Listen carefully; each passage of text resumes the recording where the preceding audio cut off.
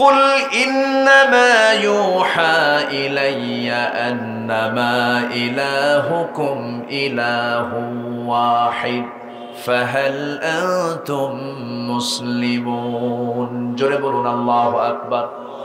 আমার ভাইয়েরা, সেজন্য তাওহীদ প্রতিষ্ঠার জন্য আমাদেরও কাজ করার দরকার আছে না নাই? আসতে বলবেন না, আছে না নাই? এখন প্রেজেন্ট বাংলাদেশের সবচেয়ে বড় সমস্যা কি বলেন? এখন কি স্থায়ী সরকার আছে নাকি? মানে স্থায়ী সরকার আছে? এখন আমার দেশের সবচেয়ে বড় সমস্যা হলো গদি সমস্যা। কি সমস্যা? একজন সহজে নামে নাই, টেনে হেসড়ে নামাইছে, তাই না? সহজে নামে নাই তো, টেনে হেসড়ে নামানো হয়েছে। এখন এখন আমার দেশে এখন সবচেয়ে বড় সমস্যা কি সমস্যা বলেন? গদি সমস্যা। এই গদি সমস্যার সমাধান কোরআনে মনে হয় নাই? আছে না নাই? আল্লাহ তাআলা একটা আয়াত নাজিল করেছেন, গদির আয়াত। কে বলতে পারবেন বলুন তো গদির আয়াত কোনটা? বলেন। একটা আয়াত আছে গদির আয়াত, যে আয়াতটা সবচেয়ে শ্রেষ্ঠ আয়াত, সে আয়াতটার নাম কি বলেন? বলুন। গদির আয়াত সবচেয়ে শ্রেষ্ঠ আয়াত, সেটা কোরআন কারীমের সবচেয়ে শ্রেষ্ঠ আয়াত হচ্ছে ওটা, বলেন। এই তো কুরসি মানে কি? কুরসি মানে তো গদি। চেয়ার কার আর মারামারি করে কারা? ঠিক কিনা? ওয়াসিআ কুরসিয়ুহুস সামাওয়াতি ওয়াল আরদ। চেয়ার তো আল্লাহ, আর বান্দা চেয়ার নিয়ে মারামারি করে, কি ঠিক কিনা বলেন? সাইয়েদনা ওমর ফারুক যখন ক্ষমতা পেলেন কান্দেন, আহারে আমার এত বড় দায়িত্ব দিলা। শুকায় গেলেন তিনি 2 বছরে। খলিফারা দায়িত্ব পেয়েছেন, শুকায় গেছেন, ঘুম হয়নি। আর আমার দেশের মানুষ কিছু আছে, কিছু নেতা আছে, ক্ষমতা পাওয়ার জন্য খালি কামড়া কামড়ি করে, আছে না নয়? রাসূল বলেছেন, যারা নেতৃত্ব চেয়ে নেয় আমি তাদের নেতৃত্ব দেই না, আমি তাদের নেতৃত্ব দেই না। রাসূল বলেছেন, যারা নেতৃত্ব চায় আমি তাদেরকে নেতৃত্ব দেই না। চাওয়ার মতো লোক আছে না নাই বলেন তো? কথা বলবো? কষ্ট হচ্ছে না তো? জোরে বলি ইনশাআল্লাহ। তাহলে গদি সমস্যার সমাধান কোথায় আছে? কোরআনে আছে।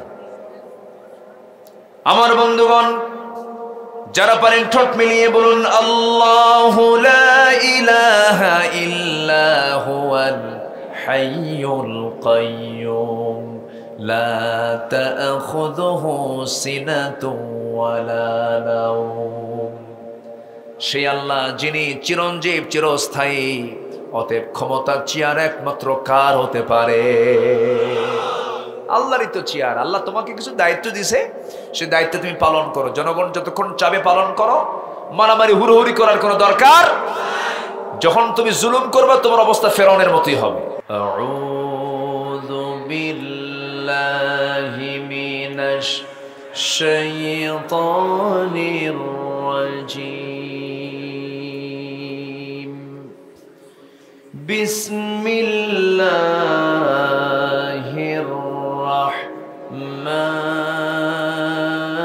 রাহমানির রাহিম। شرع لكم من الدين ما وصى به نوحا والذي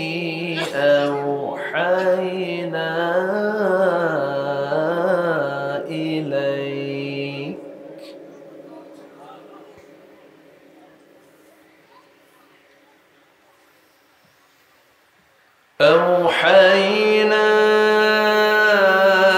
إليك وما وصينا به إبراهيم وموسى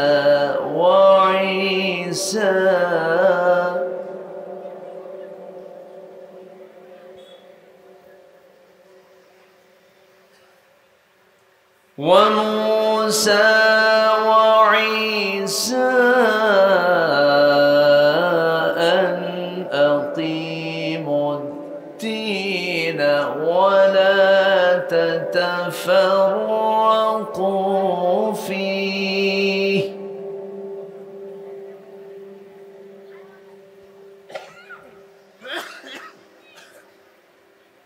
كبر على المشركين ما تدعوهم إليه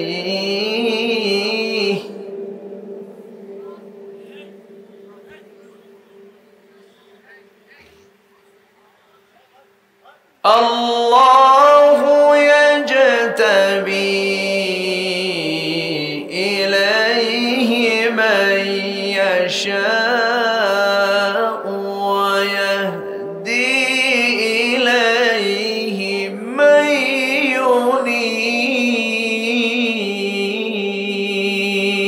ينيب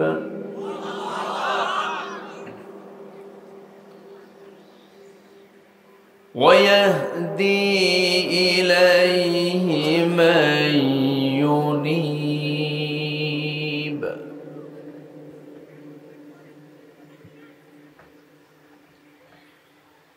الله أكبر بسم الله الرحمن الرحيم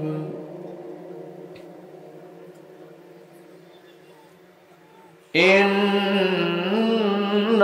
الله وملائكته يصلون على النبي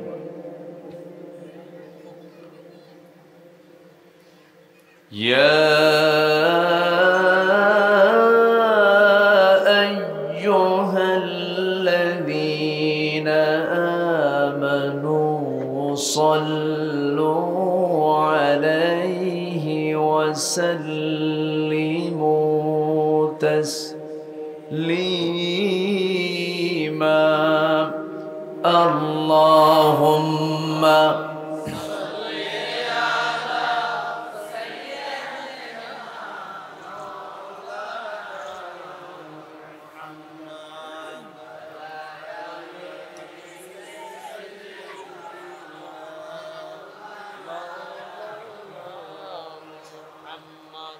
সবাই বলুন বালাগাল উলা বিকামালিহি কাশাফাত তুজা বিজামালিহি হাসানাত জামিউ খিসালিহি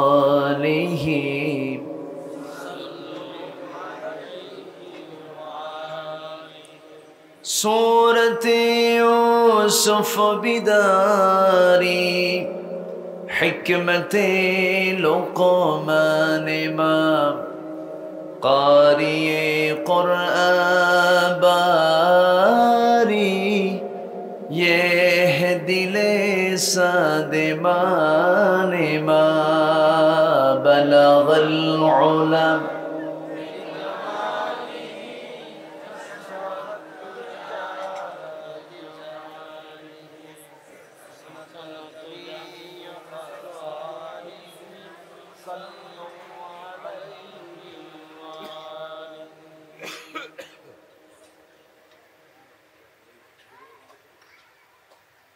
নোয়াখালী জেলার কবিরহাট উপজেলার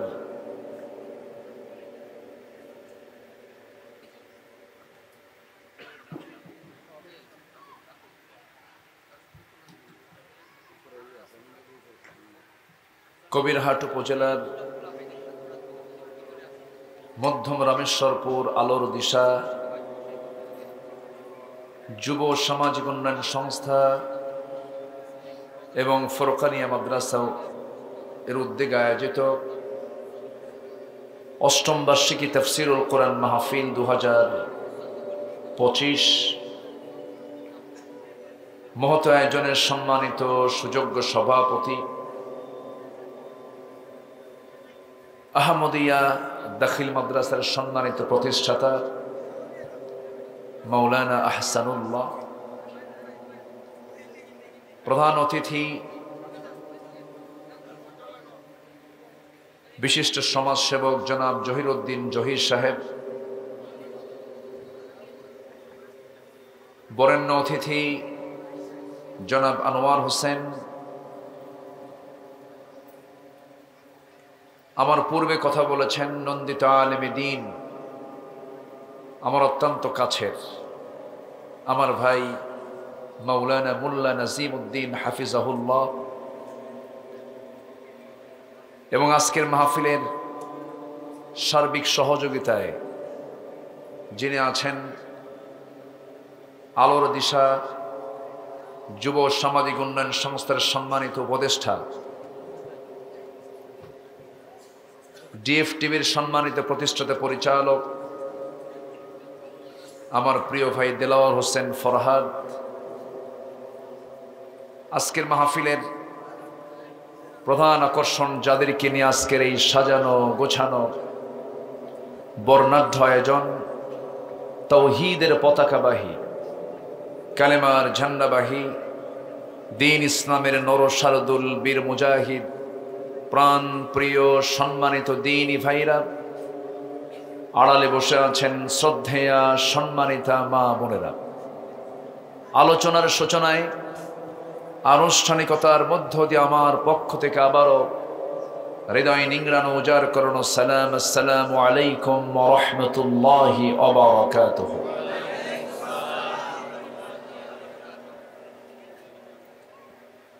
সবাই কেমন আছেন?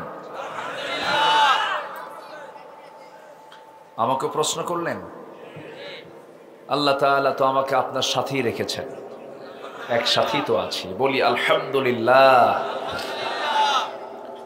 মহান রব্বি করিমের দরবারে লাখ কোটি শুকর যে মহান আল্লাহ সুবহানাহু ওয়া তাআলা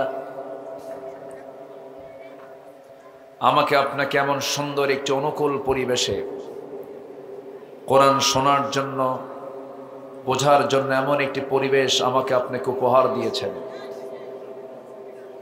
যিনি আমাকে আপনাকে এমন সুযোগ করে দিলেন, সেই মহান রবের শানে বলে উঠছি আলহামদুলিল্লাহ। আবারও বলছি আলহামদুলিল্লাহ। সবাই চিৎকার মেরে বলছে আল্লাহুম্মা ইন্নী আসআলুকা আল হুদা ওয়াত তুকা ওয়াল আফাফা ওয়াল গিনা।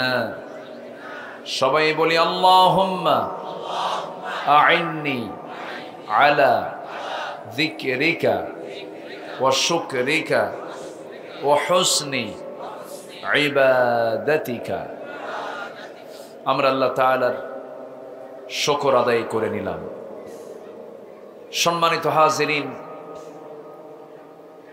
আমি আলোচনার সূচনায় কোরআনে কারীমের গুরুত্বপূর্ণ একটি সূরা সূরাতুশ শুরা থেকে আমি একটা আয়াতে কারিমা তেলাওয়াত করেছি।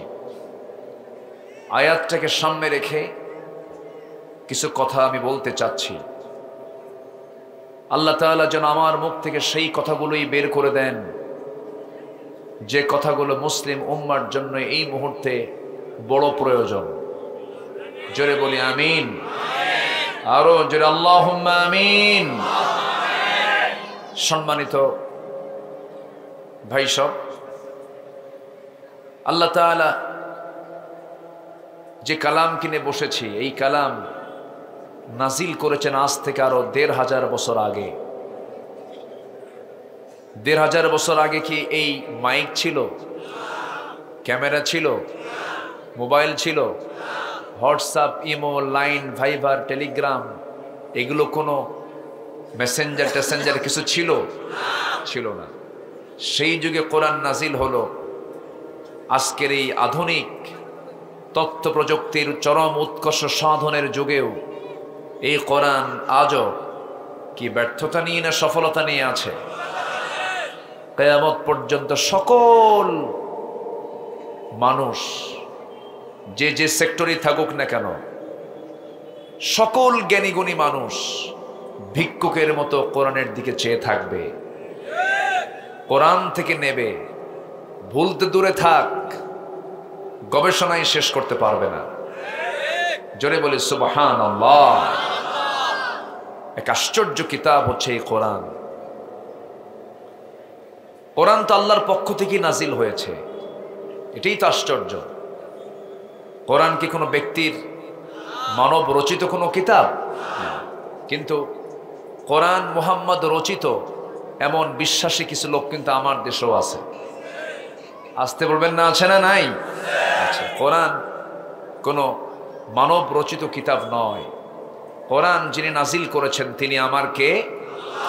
যিনি আকাশের মালিক, যিনি জমিনের মালিক, যিনি সূর্যের মালিক, চন্দ্রের মালিক, সাবআতু আবহুর, ৭ সমুদ্রের মালিক, তিনি কোরআন নাজিল করেছেন। সেই কালাম এমন কিছু তথ্য দিয়েছে গোটা পৃথিবীর সব বিজ্ঞানকে হতবাক করে দিয়েছে। যেরকম প্রেজেন্ট ওয়ার্ল্ডের সবচেয়ে আলোচিত একটা থিওরি হলো বিগ ব্যাং থিওরি। কি থিওরি? Big bang. অর্থাৎ আমরা যেখানে বসে আছি এটা জমিন, আর চোখে যে দেখি নীল আকাশ, এই আকাশ এবং জমিনের মাঝে যে মহাশূন্যতা আমরা দেখি, বিশাল মহাশূন্যতা, এর মাঝেও তো রয়েছে crore crore তারকারাজি, Galaxy, milky way, কত কি আছে। কিন্তু এগুলো ছিল না। আকাশ এবং জমিন এটা ছিল লাগানো। কি ছিল? লাগানো, মাসে কিছুই ছিল না। এটাকে বিজ্ঞান বলছে প্রচন্ড একটা ধাক্কার মধ্য দিয়ে এই মহাশূন্যের সৃষ্টি হয়েছে। আল্লাহ রাব্বুল আলামিন এই তথ্য আজ থেকে আরো ১৫০০ বছর আগে কোরআনে বলে দিয়েছেন।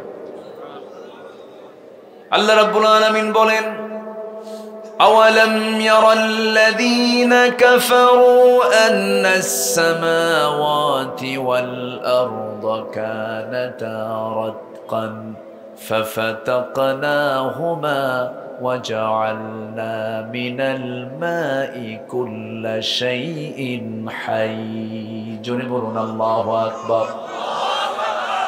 কাফেররা কি লক্ষ্য করে না আমি আল্লাহ রাব্বুল আলামিন আসমান এবং জমিনটাকে এক জায়গায় রেখেছিলাম, প্রচন্ড ধাক্কার মধ্য দিয়ে মহাশূন্যতা আমি আল্লাহ পয়দা করে দিয়েছি।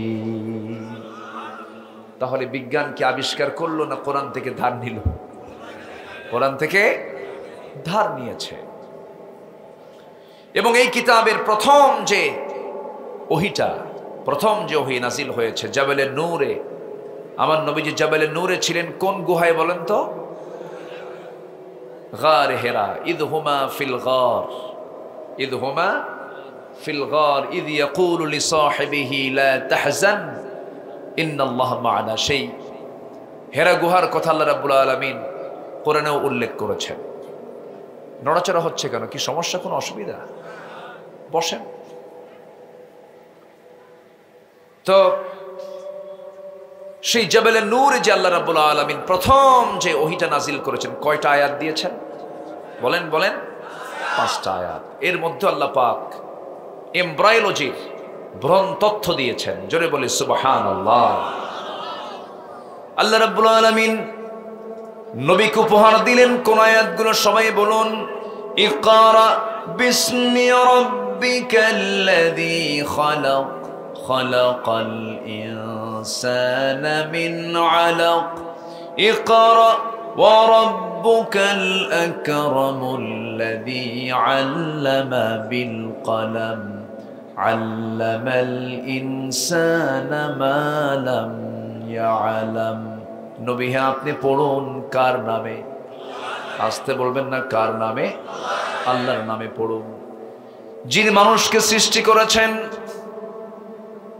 ইকরা বিসমি রাব্বিকাল্লাযী খালাক, যিনি মানুষকে সৃষ্টি করেছেন মিন আলাক, আলাক থেকে।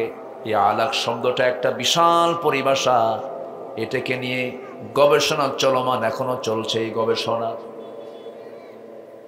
ভ্রণ তথ্য আল্লাহ রাব্বুল আলামিন প্রথমেই রাসূলকে যে আয়াত উপহার দিয়েছেন, এর মধ্যে আল্লাহ রাব্বুল আলামিন বিশাল সায়েন্স নিয়ে কথা বলেছেন, ভ্রণ তথ্য নিয়ে কথা বলেছেন। আল্লাহ মানুষকে সৃষ্টি করেছেন ঝুলন্ত করে, মিন আলাক, ঝুলন্ত যোগ সদৃশ কাদামাটির একটা টুকরা, মিন আলাক, ঝুলন্ত করে সৃষ্টি করেছেন। এই ভ্রণ তথ্য নিয়ে গোটা পৃথিবীতে এখনো গবেষণা চলমান আছে, কিয়ামত পর্যন্ত চলমান থেকে যাবে। কিন্তু আল্লাহ রাব্বুল আলামিন এই কিতাবে যে তথ্য দিয়েছেন এই তথ্যকে কখনো কেউ ভুল প্রমাণ করতে পারবে না। জোরে বলি সুবহানাল্লাহ। বিশ্ববিখ্যাত একজন ভ্রূণতত্ত্ববিদ ডাক্তার কেইথ মুর, তিনি ভ্রূণতত্ত্ব নিয়ে অনেক গবেষণা করেছেন। তার সামনে এই আয়াতগুলো যখন দেওয়া হলো, উনি আয়াতটা পড়লেন। যে সময় এই তথ্যগুলো বৈজ্ঞানিকভাবে প্রমাণিত হয়নি, উনি যখন দেখলেন খালাকাল ইনসানা মিন আলাক, মানুষকে সৃষ্টি করেছেন জমাট রক্তের পিণ্ড থেকে। আলাক এর অর্থ দ্বারা কোনো ঝুলন্ত জোক সদৃশ কোনো বস্তুকে বোঝায়, রক্তের জমাট বাঁধা জোক অথবা কাদার পিণ্ডকে বোঝায়। ডাক্তার মুর তখনও জানতেন না যে প্রাথমিক অবস্থায় ভ্রূণ জোকের মতো দেখা যায়, এটা জানতেন না। উনি মাইক্রোস্কোপ যন্ত্র দিয়ে, অণুবীক্ষণ যন্ত্র দিয়ে গবেষণা চালালেন। গবেষণা চালায় দেখলেন, অভিভূত হয়ে গেলেন যে না, ওই যে আলাক, ওই যে জোকের সদৃশ, জোকের মতো দেখা যায়, ঝুলন্ত দেখা যায়, এটা জোকের মতোই দেখা যায়। উনি আশ্চর্য হয়ে শেষে তার বিখ্যাত একটা বই দ্য ডেভেলপিং হিউম্যান পুনরায় তিনি প্রকাশ করেন এবং এই তথ্যটা, কোরআন যে তথ্য দিয়েছে সেই তথ্যটা হুবহু কপি করে তার বইয়ের মধ্যে এটা পুস্তক আকারে এটা প্রকাশ করেন। কেউ তো সুবহানাল্লাহ বললেন না। এবং তিনি বাধ্য হলেন বলতে, it has been a great pleasure for me to help clarify statements in the Quran about human development. এবং এই তথ্য যে পৃথিবীর কেউ দিতে পারবে না, এটাও তিনি ক্লিয়ার করলেন। It is clear to me that these statements must have come to Muhammad from Allah. From কি? আল্লাহ। এটা এসেছে যে আল্লাহ থেকে, এতে কোনো সন্দেহ নাই। এবং এটাও প্রমাণ হয় এই আয়াত থেকে যে মুহাম্মদ সাধারণ কোনো ব্যক্তি নন, তিনি আল্লাহর পয়গম্বর। সম্মানিত ভাইয়েরা, সম্মানিত বন্ধুগণ, এরকম করে আল্লাহ পাক হাজারো তথ্য কোরআনে দিয়ে দিয়েছেন। আজকে সারাদিন আকাশে মেঘ ছিল, বলেন মেঘ ছিল না? সূর্য দেখছি আজকে আমরা? গোটা দেশের বিভিন্ন জায়গায় কিন্তু আজকে সূর্য দেখা যায় নাই। এটা 7-8 দিন যাবতই চলতেছে। এই যে মেঘ, এই মেঘ আকাশে সৃষ্টি করেন তিনি কে? আসতে বলবেন না, তিনি কে? আল্লাহ তাআলা আকাশে মেঘ সৃষ্টি করেন। এবং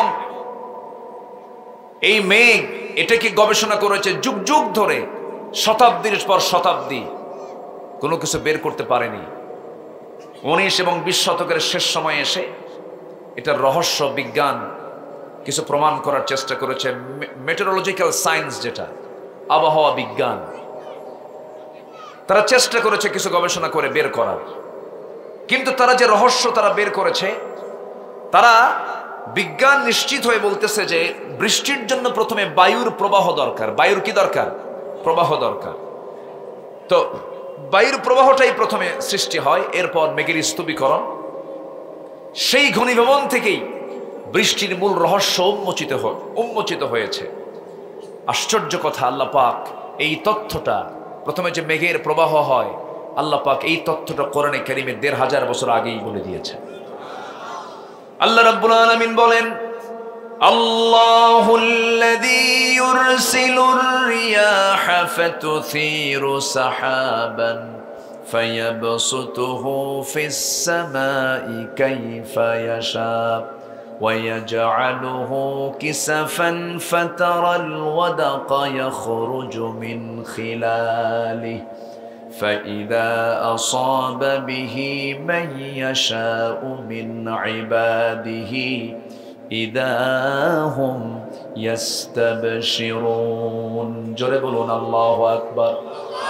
তিনি সে আল্লাহ, আল্লাহুল্লাযী, তিনি সে আল্লাহ যিনি বায়ু প্রবাহ, যিনি বায়ু প্রেরণ করেন প্রথমে, এরপর তা মেঘমালাকে সঞ্চারিত করে, এরপরে মেঘমালাকে যেভাবে ইচ্ছা সেইভাবে আকাশে ছড়িয়ে দেন, তাকে স্তরে স্তরে রাখেন, কোথায় যে পরিমাণ বৃষ্টি লাগে সেই পরিমাণ ছড়ায়া দেন।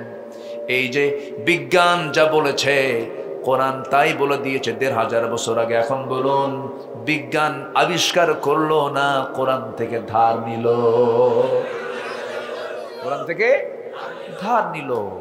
সূরা রূম ৪৮ নম্বর আয়াত বাড়ি থেকে মিলায় দেখবেন। কেমনে সম্ভব আমার নবীর দ্বারা এই তথ্যগুলো বলে দেওয়ার? সম্মানিত ভাইরা, আবার আকাশ থেকে যে বৃষ্টি নাজিল হয়, এটা নাজিল করেন কে? কে নাজিল করেন? এই মেঘের কিন্তু আবার ওজন আছে। এই মেঘ, আমি ২ বছর আগে কাতার থেকে আসতেছিলাম দেশে, দোহা টু ঢাকা বিমানে চললাম। তো মেঘের উপর দিয়ে তো বিমান চলে, মেঘ তো নিচে থাকে। তো বিমানে চড়ে আমি আসতেছি, দেখি বিশাল মেঘের একটা স্তর, মাইলকে মাইল, চোখ আর পারতেছে না, তাই না? এরকম দেখা যায়। তো বহু দেখেছি এর আগে। হঠাৎ করে মনে হলো, আল্লাহ, এই যে তুমি ঝুলায় রাখছো, এর কি ওজন আছে নাকি? আমি একটু সার্চ দেওয়া শুরু করলাম। তো কিউমুলাস নামে কিছু মেঘমালা আছে যাদের ওজন হলো ২০০ টন পর্যন্ত। আবার কিউমুলিনাম্বাস নামে কিছু মেঘমালা আছে যাদের ওজন ১০ লক্ষ টন পর্যন্ত। আল্লাহ পাক এগুলোকে ঝুলায় রেখেছেন। যদি ফেলে দিতেন, বলেন, এই টনকে টন ওজন মেঘ যদি আল্লাহ ফেলে দিতেন, পৃথিবীর কোনো ইমারত থাকতো? পৃথিবীর কোনো এই যে কনস্ট্রাকশন থাকতো? সব ধুলাই মিশে যেত। আল্লাহ রেখেছেন। আবার ওটাকে কি করেন? বৃষ্টি আকারে নাজিল করেন। এবং বৃষ্টি আকারে যে নাজিল করেন, এটাও কিন্তু পরিমাণ ছাড়া নয়, পরিমাণ মতোই নাজিল করেন। والذي نزل من السماء ماء بقدر فأنشرنا به بلدة ميتا كذلك تخرجون। জোরে বলুন আল্লাহু আকবার।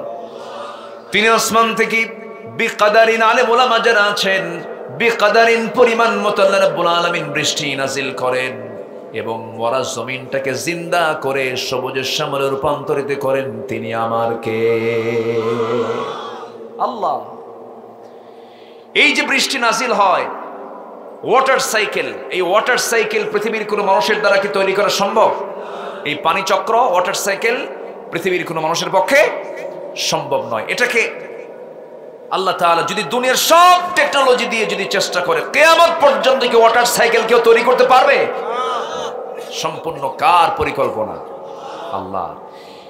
পানি চক্রের আকারে ভূপৃষ্ঠ থেকে যে পানি উত্থিত হয়, আল্লাহ যে বাষ্পীয় আকারে তোলেন, এই শীতকালে আপনার বাড়ির সামনে যে পুষ্কুনি পুকুরটা আছে, এই পুকুর থেকে আমরা যে এই পুকুরের দিকে তাকালে আমরা লক্ষ্য করি, প্রথম দিন যে পানি, দ্বিতীয় দিন সেই পানি থাকে। কি হয় এখন শীতকালে? কি হয়? কমে যায়। এই পানিগুলো যায় কোথায় বলেন? বাষ্পীয় হয়। কি হয়? বাষ্পীয় হয়। বাষ্পীয় আকারে তোলেন কে? আচ্ছা, আপনার যে বাড়ির সামনে যে পানিটা, ওটা কি ঘোলা পানি না খাওয়ার পানি? বলেন কি পানি? ঘোলা পানি, নষ্ট পানি, নর্দমার পানি, বিলের পানি, ঝিলের পানি। এই পানিগুলো যে আল্লাহ পাক উপরে তুলতেছেন, কোনোদিন কি দেখেছেন বৃষ্টির ফোঁটার মধ্যে কোনো মাটি ঢুকছে, কোনো লবণ ঢুকছে? তো এগুলো কে করে? হ্যাঁ, রাজারা, দেশ শাসন যারা করে, ওরা করে। হ্যাঁ, তাহলে এগুলো চালায় কে? তো যে কয় যে এটা আমার বাপের দেশ, কইছে না? বলছে কিনা বলেন? এই দেশ কি কারো বাবা? দেশ কার? আসতে বলবেন না, দেশ কার? কইছে আমার বাপের দেশ। অহংকার। বলল যে রাজাকারের নাতিপুতিরা চাকরি। এই কথা কোনোদিন দায়িত্ব সম্পন্ন ব্যক্তির, এমন জাতীয় কাণ্ড জ্ঞানহীন, দায়িত্বহীন এরকম বক্তব্য তার মুখ থেকে বের হতে পারে? দায়িত্বের চেয়ারে বসে দায়িত্বহীন, জ্ঞানহীন বক্তব্য। রাজাকারের নাতিপুতিরা চাকরি পাবে না। ব্যক্তির অপরাধকে আপনি আরেকজনের উপরে চাপায় দিবেন কেন? আপনার কাছে যদি অপরাধ মনে হয়, তার নাতির অপরাধ কোথায়? শেষ পর্যন্ত রাজাকার শব্দটাই দেশের ব্রাণ শব্দের রূপ নিয়েছে। আমি কে, তুমি কে? কি ঠিক আছে না? আল্লাহ বলতেছেন নাটক করো, অহংকারের পতন হয়েছে, পালানোর রাস্তা পায় নাই। জুলুমতন্ত্র চলে না, জুলুমতন্ত্র। প্রেজেন্ট বাংলাদেশেও যারা আছেন এখন, আগামী নেতৃত্বের জন্য যারা চিন্তা করছেন, ইতিহাস থেকে শিক্ষা নিন, ইতিহাস থেকে শিক্ষা নিন, ইতিহাস থেকে শিক্ষা নিন। কি কতগুলো বলার কি দরকার আছে? আছে, বলার দরকার আছে। সম্মানিত ভাইয়েরা, এটা এলাকার নাম কি? রামেশ্বর। রামও আছে, ঈশ্বরও আছে। ওরে বাপরে বাপ, এ তো বিশাল ব্যাপার। না, ঠিক আছে, অনেক হিন্দু ভাইয়েরা এলাকায় বসবাস করেন, আমরা তাদের কখনো গালমন্দ করি না, ইসলাম এগুলো বলে না। আমরা তাদেরকে সম্মান করি, মন্দির আমরা পাহারা দেই, কিন্তু ওরা আমাদের আল্লাহর ঘরকে পাহারা দিতে পারে নাই। বাবরি মসজিদ সহ অসংখ্য মসজিদ তারা পুড়াইয়া দিয়েছে, ভেঙ্গে টুকরা টুকরা করেছে। এটাও সুস্পষ্ট ভাষায় জানান দিতে চাই যে আল্লাহর ঘরকে যারা ভেঙ্গেছে, ওই ভারতে একদিন টুকরো টুকরো হয়ে যাবে।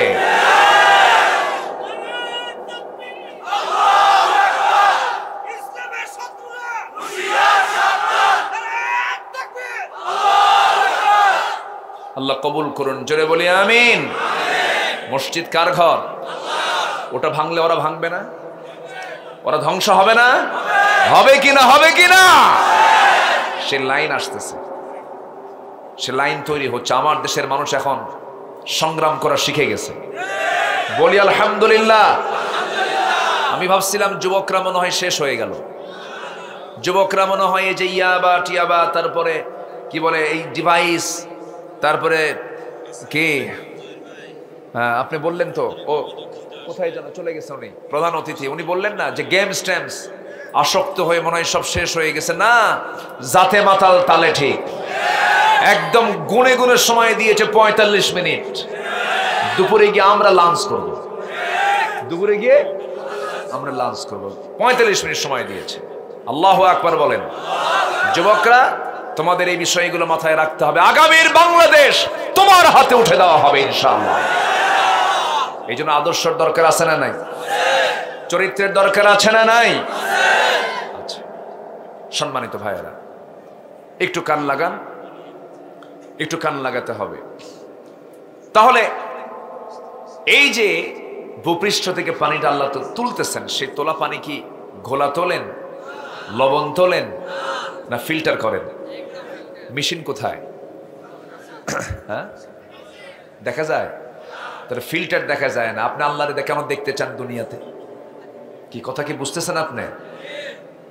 মানে আপনি আল্লাহর সৃষ্টিকে দেখতে পাচ্ছেন না। আল্লাহ তাআলা পানি চক্র আকারে জমিন থেকে পানিগুলো তুলতেছেন বাষ্পীয় আকারে, অথচ নর্দমার পানি, নদীর পানি, সাগরের পানি, লোনা, সেই পানিকে তুলতেছেন ফিল্টারিং করে। মেশিনটা কই? কই মেশিন? দেখছেন কেউ? কেউ কি দেখছেন? কেউ পৃথিবীর কেউ দেখতে পায়? কিন্তু মেশিন আছে না নাই? মেশিন ছাড়া কে ফিল্টার হয়? এই যে সৌদি আরব, এরা পানি যে ফিল্টার করে, একদম লোনা পানি থেকে ফিল্টার করে একদম পিওর পানি তারা মেশিন দিয়ে এটাকে রিফাইন করে। তাহলে আমার আল্লাহ তো এমন পানির ব্যবস্থা করেছেন, সেই পানিটা তুললেন, কিন্তু লোনা তুললেন না, নর্দমাও তুললেন না। আল্লাহ রাব্বুল আলামিন বলেন, লাউ নাশাউ জাআলনাহু উজাজান ফালাউলা তাশকুরুন। আমি যদি লোনা পানি তুলতাম, তোমরা শুকর আদায় করতে পারতে না। তোমার পানির প্রয়োজন।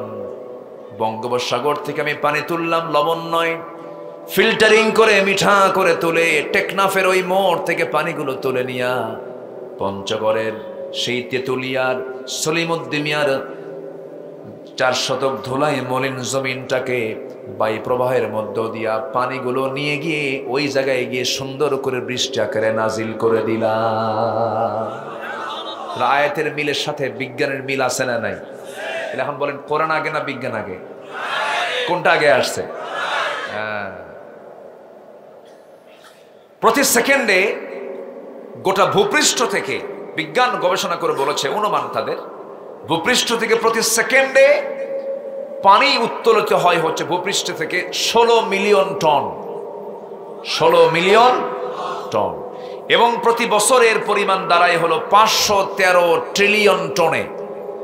513 ট্রিলিয়ন টন জমিন থেকে পানি আল্লাহ পাক বাষ্পীয় আকারে তুলে এক বছরে গোটা জমিনকে আল্লাহ পাক সুন্দর করে ভিজায় দেন। কে করেন এগুলো? কে করেন? কার ব্যবস্থাপনা?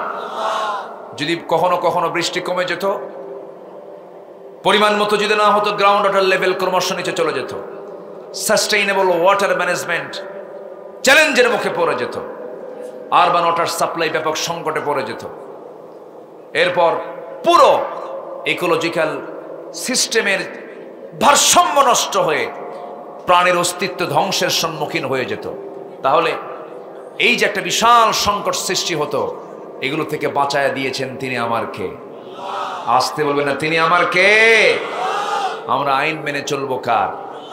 আইন মেনে চলবো কার? তাহলে কোরআন আগে না বিজ্ঞান আগে? বলেন বলেন, কোরআন আগে না বিজ্ঞান আগে? পৃথিবীর আইন দরকার না কোরআন দরকার? যারা কোরআনের আইনকে অবহেলার চোখে দেখে দুনিয়ার আইনকে যারা প্রতিষ্ঠা করতে চান, নবীর উম্মত হয়ে, এরা ভণ্ড, এরা প্রতারক। কথা ক্লিয়ার? কথা কি ক্লিয়ার?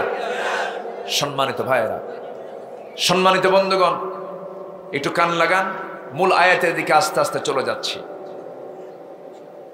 আমি যে আয়াতটা তেলাওয়াত করেছি, এই আয়াতের মূল বিষয়টা হলো, এই পৃথিবীতে মানব সৃষ্টি যখন হয়েছে, সেই দিন আল্লাহ তাআলা এই মানব মণ্ডলী চলবে কেমনে তার জন্য একটা ব্যবস্থাপত্র দিয়েছেন। সেই ব্যবস্থাপত্রের নাম হলো ইসলাম। বলেন তো তার নাম কি? আর দিন মানে হলো জীবন বিধান। দিন মানে কি? জীবন বিধান। আর এই জীবন বিধানটা এই পৃথিবীতে একটাই দিয়েছেন আল্লাহ তাআলা। কয়টা দিয়েছেন? তার নাম কি? আরো জোরে বলেন, আরো জোরে বলেন, ইসলাম। আল্লাহ রাব্বুল আলামিন বলেন, ইন্নাদ-দীনা ইনদাল্লাহিল ইসলাম। আল্লাহর কাছে মনোনীত নির্ধারিত দিন একটাই, তার নাম হলো ইসলাম। ইসলাম ছাড়া অন্য কোনো দিন গ্রহণীয় নয়। وَمَن يَبْتَغِ غَيْرَ الْإِسْلَامِ دِينًا فَلَن يُقْبَلَ مِنْهُ وَهُوَ فِي الْآخِرَةِ مِنَ الْخَاسِرِينَ। যারা আল্লাহর দিন ইসলামকে ছেড়ে অন্য কোনো দিনকে গ্রহণ করবে, আল্লাহ তার কোনো কিছুই কবুল করবেন না। এই ঘোষণা কেউ দেয় না, এই ঘোষণা দিয়েছেন তিনি আমার কে। এই জন্য একমাত্র জীবন বিধান মানবো আমরা আল্লাহর দিন ইসলামকে। ইসলাম ছাড়া অন্য কোনো দিন মানা যাবে না। আমার বন্ধুগণ, সেই দিনটা কি অবস্থায় রাখতে হবে? আল্লাহ এই পৃথিবীতে যত পয়গম্বর পাঠিয়েছেন, সমস্ত পয়গম্বরকে আল্লাহ রাব্বুল আলামিন এই নির্দেশনায় দিয়েছেন। কি বলছেন? শারা'a লাকুম মিনাদ-দীনি মা ওয়াসসা বিহি নূহান ওয়া মা ওয়াল্লাযী আওহাইনা ইলাইকা ওয়া মা ওয়াসাইনা বিহি ইব্রাহিমা ওয়া মূসা وعيسى أن أقيموا الدين ولا تتفرقوا فيه كبر على المشركين ما تدعوهم إليه الله يجتبي إليه من يشاء ويهدي إليه من ينيب جربون الله أكبر। তোমাদের জন্য সেই দিন নির্ধারণ করেছেন যার নির্দেশ দিয়েছিলেন আল্লাহ রাব্বুল আলামিন নূহ আলাইহিস সালাতু ওয়াস সালামকে, এবং যা আমি তোমার প্রতি নাজিল করেছি হে রাসূল, যার নির্দেশ দিয়েছিলাম ইব্রাহিম, মূসা এবং ঈসাকে, এই মর্মে যে তোমরা কি করবে? আল্লাহর দিন তোমরা জমিনে কায়েম করতে যাবে। এই কায়েমের সংগ্রাম করতে গিয়ে মতপার্থক্য সৃষ্টি করবে না, উল্টা পাল্টা করা যাবে না। এই যে আহ্বানটা করেছেন, এই যে হুকুমটা দিয়েছেন, সকল নবীর দিন কায়েমের দায়িত্ব আল্লাহ রাব্বুল আলামিন দিয়েছিলেন। আমার বন্ধুগণ, এই দিন কায়েমের সংগ্রাম করেছেন আম্বিয়া কেরাম, এই দিন কায়েমের সংগ্রাম করেছেন সর্বশেষ পয়গম্বর মুহাম্মদ সাল্লাল্লাহু আলাইহি ওয়াসাল্লাম। আল্লাহ পাক তাকে কেন পাঠিয়েছেন, কেন দুনিয়াতে পাঠিয়েছেন, আল্লাহ রাব্বুল আলামিন সুন্দর করে বলছেন, হুয়াল্লাযী আরসালা রাসূলাহু বিল হুদা ওয়া দীনিল হাক্কি লিইয়ুযহিরাহু আলাদ-দীনি কুল্লিহি ওয়া কাফা বিল্লাহি শাহীদা। আরেক জায়গায় বলছেন ওয়ালাউ কারিহাল মুশরিকুন। জোরে বলুন আল্লাহু আকবার। সূরাতুল ফাতহ, সূরাতুস সাফ, আল্লাহ রাব্বুল আলামিন স্পষ্ট করে জানিয়ে দিলেন, হে রাসূল, আমি আপনাকে পাঠিয়েছি এই দুনিয়াতে লক্ষ্য এই জন্যই, গোটা দুনিয়াতে যত ইজম আছে, যত তন্ত্র মন্ত্র আছে, যত মানব রচিত মতবাদ আছে, সমস্ত মতবাদের উপরে, সকল দ্বীনের উপরে, আলাদ-দীনি কুল্লি, সকল দিনের উপরে আল্লাহর দ্বীনকে বিজয়ী করার জন্য আমি আল্লাহ আপনাকে পাঠিয়েছি। যেরকম সুবহানাল্লাহ, সাক্ষ্য দেওয়ার জন্য এটাই তো আপনার জন্য যথেষ্ট। মুশরিকদের যতই কষ্ট হোক না কেন, এটা আমি আপনাকে এই দায়িত্ব দিয়ে দুনিয়াতে পাঠিয়েছি। আমার বন্ধুগণ, এই মিশনকে সামনে নিয়ে আমার নবী যে শুরু করেছেন, মক্কা থেকে কাজ শুরু করেছেন। মক্কার 13 বছর, মক্কার কয় বছর বলেন? রাসূল কি মার খেয়েছেন না মার দিয়েছেন? মক্কায় মার দিয়েছেন না মার খেয়েছেন? পরের 10 বছর মদিনায় যাওয়ার পর মার খেয়েছেন না মার দিয়েছেন? বলেন বলেন। মার দিয়েছেন। তাহলে মার খাওয়া সুন্নাত, জোরে কয় না? মায়ের খাওয়া সুন্নাত, মায়ের দেওয়া সুন্নাত। কিসের জন্য? আল্লাহর দ্বীনের জন্য। কার কিসের জন্য বলেন? আল্লাহর দ্বীন, ব্যক্তিগত কোনো স্বার্থের জন্য নয়। নড়াচড়া করে কেন আব্বা? এই যে বসো বসো বসো বসো বসো। হ্যাঁ, আমি কি শেষ করে দেব? তো নড়াচড়া হচ্ছে কেন? বসেন। আমার বন্ধুগণ, মক্কার মাটির 13 বছর, মদিনার মাটিতে 10 বছর, এই 23 বছরে কোরআনটা নাজিল হয়েছে। কোরআন নাজিল হয়েছে কয় বছরে বলেন? 23 বছরে। শুরু হয়েছে জাবালের নূরে। জাবালের নূরে আল্লাহ রাব্বুল আলামিন শুরু করলেন, আল্লাহ রাব্বুল আলামিন শেষ করে দিলেন মদিনায় যাওয়ার পরে। আমার বন্ধুগণ, শেষ নাজিল হলো আল-ইয়াওমা আকমালতু লাকুম দীনাকুম ওয়া আতমামতু আলাইকুম নি'মাতি ওয়া রাদিতু লাকুমুল ইসলাম দীনা। আজকের এই দিনে আমি দিনকে পরিপূর্ণ করলাম এবং আমি এটার উপরে আমি সন্তুষ্ট, রাজি আছি, আমি খুশি হয়ে গেলাম। ওয়া আতমামতু আলাইকুম নি'মাতি ওয়া রাদিতু লাকুমুল ইসলাম দীনা, এবং তোমাদের জন্য আমি দিন হিসাবে ইসলামের প্রতি আমি রাজি আছি, সন্তুষ্ট আছি। যেরকম সুবহানাল্লাহ। আমার বন্ধুগণ, আমার ভাইয়েরা, এই দিন প্রতিষ্ঠার জন্য তো এমনি এমনি শুধু দোয়ার মধ্য দিয়ে দিন কায়েম হয় নাই। মক্কার মাটিতে 13 বছর মার খেয়েছেন। সাইয়েদনা ইয়াসারকে তিনি হারিয়েছেন, সুমাইয়াকে হারিয়েছেন। বেলালকে মারতে মারতে রক্তাক্ত করা হয়েছে, নবীকে মারতে মারতে রক্তাক্ত করা হয়েছে, সাইয়েদনা আবু বকরকে মারতে মারতে নাক বোচা করে দেওয়া হয়েছে। রক্তে ভেজা সেই মক্কার জমিন, আমার নবী তায়েফের ময়দানেও গিয়ে মার খেয়েছেন, অসম্ভব মার খেয়েছেন। এই যে নির্যাতনগুলো মক্কার মাটিতে সহ্য করেছেন 13 বছর, কম বেশি ইতিহাসগুলো সবার জানা আছে। শেষ পর্যন্ত নবীর বিরুদ্ধে হত্যার হুলিয়া জারি করে দিল। রাষ্ট্রীয়ভাবে তাকে হত্যার নির্দেশনা দেওয়া হলো, যেখানেই পাবে তাকে তরবারি দিয়ে শেষ করবে, কতল করবে তাকে। আল্লাহ পাক তাকে অর্ডার করলেন, আমার নবীজিকে হিজরতের যখন অর্ডার করলেন, রাসূল আমার মক্কা থেকে হিজরতের সিদ্ধান্ত নিলেন। ঘর থেকে বের হলেন, বের হয়ে তিনি মদিনার মাটিতে এসে সুন্দর একটা ছোট্ট রাষ্ট্র গড়ে তুললেন। সাহাবে কেরামকে নিয়ে আসলেন, রাষ্ট্র গঠনে মনোনিবেশ দিলেন, সুন্দর করে একটি পরিচালনার বোর্ড তৈরি করে ফেললেন। ইসলামিক রাষ্ট্র গঠনে নবীর আদর্শ কি এবং আমাদের করণীয় কি, এই বিষয়ে আমি কয়েকটা পয়েন্টে কথা বলতে চাই। আমার নবীজি যে রাষ্ট্র গড়ে তুলেছিলেন, সে রাষ্ট্রের 1 নম্বর দিক ছিল হলো তিনি সে রাষ্ট্রে তো প্রতিষ্ঠা করেছিলেন শিরিক প্রতিষ্ঠা না তাওহীদ প্রতিষ্ঠা? কি প্রতিষ্ঠা করেছিলেন? তাওহীদ প্রতিষ্ঠা করেছিলেন। এটা হলো ইসলামী রাষ্ট্রের 1 নম্বর ভিত্তি। কোন রাষ্ট্রকে যদি আদর্শ রাষ্ট্র বলতে হয়, 1 নম্বর হলো, একটি আদর্শ রাষ্ট্রের বৈশিষ্ট্য হলো সেই জায়গায় কোনো শিরিক থাকবে না, বেদাত থাকবে না, সেই জায়গায় থাকবে হলো তাওহীদ। আলা লাহুল খালকু ওয়াল আমর, সৃষ্টি যার হুকুম চলবে তার। এই তাওহীদ আমার রাসূল প্রতিষ্ঠা করলেন। আল্লাহ পাক তাকে জানায়া দিলেন, কুল ইন্নামা ইউহা ইলাইয়া আন্নামা ইলাহুকুম ইলাহুন ওয়াহিদ ফাহাল আনতুম মুসলিমুন। জোরে বলুন আল্লাহু আকবার। আমার ভাইয়েরা, সেজন্য তাওহীদ প্রতিষ্ঠার জন্য আমাদেরও কাজ করার দরকার আছে না নাই? আসতে বলবেন না, আছে না নাই?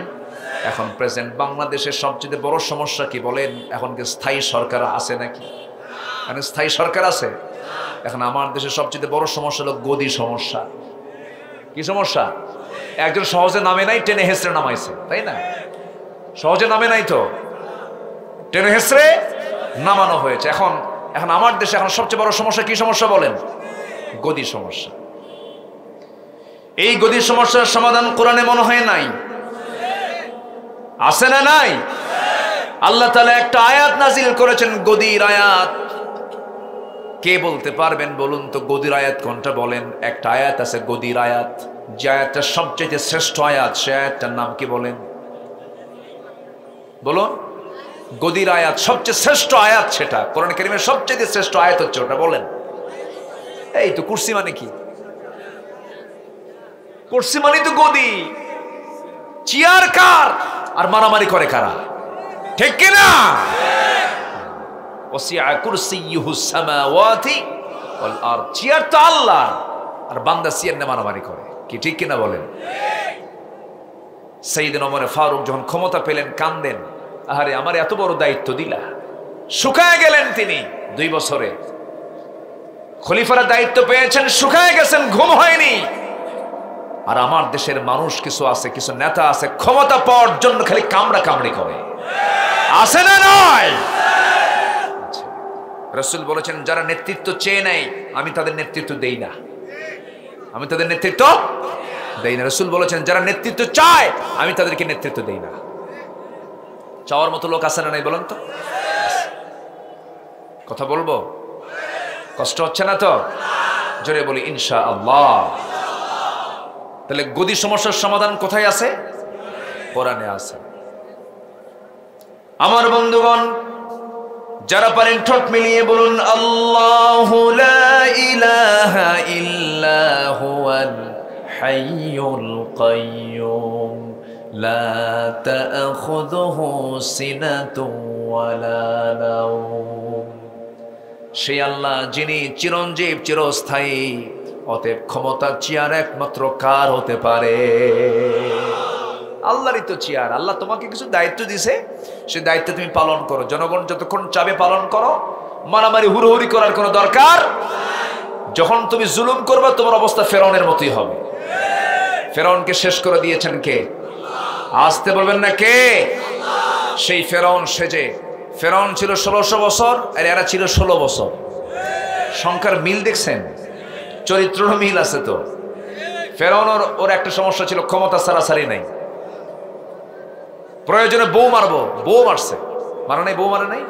বউকে মেরে ফেলছে। শিশু সন্তানগুলোকে হত্যা করেছে। ইউযাব্বিহুনা আবনাকুম ওয়া ইস্তাহয়ুনা নিসাআকুম। মেরে ফেলে দিয়ে ও ক্ষমতায় থাকতে চেয়েছিল, কিন্তু আল্লাহ পাক ফেরাউনকে শেষ করেছেন। শেষে কিসের পানি দিয়া? দরিয়ার পানি পেটের মধ্যে তুলে পটকা মাছ বানায়া এখনো শুটকি করে রেখেছেন মিশরের সেই জাদুঘরে। এখনো আছে না নাই? দুনিয়ার যারা জালিম শাসক, দেখে আসো, দেখে আসো ফেরাউনকে আল্লাহ তাআলা কি করে রেখেছেন। ঠিক কি না? জুলুম করা যাবে না। জুলুম টেকসই হতে পারে না। জুলুমকে ধ্বংস করে দেন তিনি আমার কে? আল্লাহ তাআলা। সম্মানিত ভাইয়েরা, সম্মানিত বন্ধুগণ, আমার নবীজি একটি কল্যাণ রাষ্ট্র গড়ে তুললেন। সেই ইসলামী রাষ্ট্রের প্রতিষ্ঠায় তিনি কি কি সেখানে প্রতিষ্ঠা করেন? 1 নম্বর হচ্ছে তাওহীদ প্রতিষ্ঠা করলেন। কি প্রতিষ্ঠা করলেন? তাওহীদ। নাম্বার 2 হলো সেই সমাজ থেকে, সে রাষ্ট্র থেকে তিনি সকল হিংসা দূর করে ভ্রাতৃত্ব প্রতিষ্ঠা করলেন। জোরে বলে সুবহানাল্লাহ। কি প্রতিষ্ঠা করলেন? ভ্রাতৃত্ব। আমাদের দেশে ভ্রাতৃত্বের সংকট আছে না নাই? আস্তের সংকট আছে না নাই? একই দল, কুত্তা গ্রুপ, শিয়াল গ্রুপ। আস্তে কয় আছে না নাই? অন্য দল তো বাদই থাকলো, অন্য দল লাগবে না, একই দলের নেতা, একই দল, কুত্তা শিয়াল। কি করবেন আপনি কি করবেন জাতির জন্য? এই জন্য আল্লাহ পাক বলছেন, আগে নিজেদের মধ্যে সুরাহা করো, সমাধান করো, সংকট দূর করো। রাসূল তাই করেছেন। আল্লাহু আকবার বলেন। আল্লাহ রাব্বুল আলামিন বলেন, ইন্নামাল মুমিনুনা ইখওয়াতুন ফাআসলিহু বাইনা আখাওয়াইকুম ওয়াত্তাকুল্লাহ। জোরে বলুন আল্লাহু আকবার। মুমিনরা হলো পরস্পরের ভাই। তারা কি করবে? কোন একটা সমস্যা সৃষ্টি হয়েছে, ইসলাহ করে নাও, সংশোধন করে নাও। সাবধান, আল্লাহকে ভয় করো যেন ভ্রাতৃত্বের সংকট যেন না তৈরি হয়। আমার বন্ধুগণ, যতটুকুন বিজয় এসেছিল, এই যে 5ই আগস্ট, এখানে কি পৃথক ছিল না? সবাই এক ছিল। বলেন। এখান থেকে শিক্ষা আছে না নাই? এই একতার বন্ধনটা টিকে রাখতে হবে। ঐক্যের প্ল্যাটফর্ম নষ্ট করা যাবে না। ঐক্য তৈরি করতে হবে। কল্যাণ রাষ্ট্রকে গঠন করার জন্য নবীজির সুন্নাহর দিকে যেতে হবে। আমার বন্ধুগণ, এই জন্য আমরা একতার বন্ধন আবদ্ধ হব। জোরে বলি ইনশাআল্লাহ। সাহাবে কেরামদের মধ্যে কি ভ্রাতৃত্ব ছিল যে স্বপ্ন পর্যন্ত তাদের এক হয়ে যেত, স্বপ্ন পর্যন্ত এক হতো। সাইয়েদনা আলী রাতের বেলা ঘুমিয়ে পড়েছেন। খলিফা ওমরের শাসনামল। কোন খলিফার আমলে বলেন তো? খলিফা ওমরে ফারুক, 2 নম্বর খলিফা। তার শাসনামলে তিনি রাতের বেলা একদিন ঘুমিয়ে পড়েছেন এশার নামাজ পড়ে। ঘুমের মধ্যে, স্বপ্নের মধ্যে তিনি দেখতে পেলেন আমার নবীজি তার দরজায় হাজির হয়ে গেছেন। দরজায় হাজির হয়ে বলছেন, সালাম দিয়ে বলছেন, আলী, বহুদিন যাবৎ দেখা হয় না, তোমার সঙ্গে দেখা করার জন্য আসলাম। এই কথা বলেই নবীজি তার শিয়রে বসলেন। ব্যাগের ভিতর থেকে অনেকগুলো খেজুর ছিল। একটা খেজুর 3টা আঙ্গুলে তুললেন। 3টা আঙ্গুলে তুলে নিয়ে সোজা বললেন, আলী, মুখটা ফাঁকা করো। মুখটা ফাঁকা করলেন। মুখের মধ্যে 3টা আঙ্গুলে একটা খেজুর উঠায়া দিলেন। খেলেন। স্বপ্নের মধ্যে যখন খেজুর খেতে নিয়েছেন, সাইয়েদনা আলীর ঘুমটা ভেঙে গেল, স্বপ্নটা ভেঙে গেল। ঘুম থেকে জাগা পেয়ে দেখেন তার জিহ্বার ভিতরে তাজা খেজুরের স্বাদ ফুটে উঠেছে। চোখে পানি চলে আসলো। ওযু বানালেন, নামাজে দাঁড়ালেন, আল্লাহর শুকরিয়া আদায় করলেন। আমার বন্ধুগণ, ইমানদার ব্যক্তির জীবনে নামাজ তো 5 ওয়াক্ত অবশ্যই ফরজ তার জন্য আছে, কিন্তু একজন আল্লাহওয়ালা পরিজগার লোকের জন্য মোট নামাজের ওয়াক্ত হতে হবে 6 ওয়াক্ত। 5 ওয়াক্ত হলো ফরজ সালাত, আর 1 ওয়াক্ত হলো তাহাজ্জুদের সালাত।